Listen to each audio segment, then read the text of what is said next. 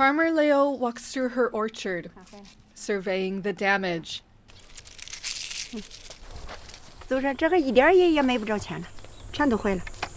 She estimates 90% of her crops are now ruined after weeks of drought and soaring temperatures across northern China.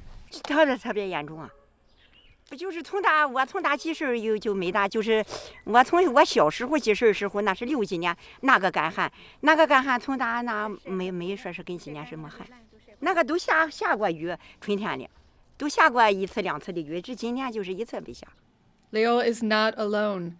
Across the region, farmers are waiting for rain as the soil becomes cracked and their fields desolate. Meanwhile, in southern China, it's the other extreme.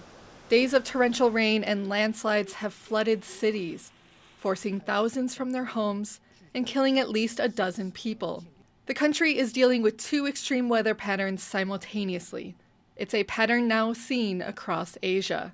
We identified that in the tropical Indo-Pacific, there are some critical changes in weather patterns, synoptic weather patterns, meaning relatively larger scale weather patterns. And these are aggravating weather extremes in the region. And in particular, they are aggravating heat waves as well as extreme precipitations.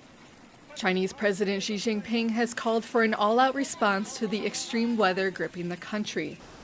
But as the effects of climate change get worse, it's a pattern that's expected to continue moving forward. And Farmer Leo's trees may not bear fruit anytime soon. Chen and Herel Hughes for TaiwanPlus.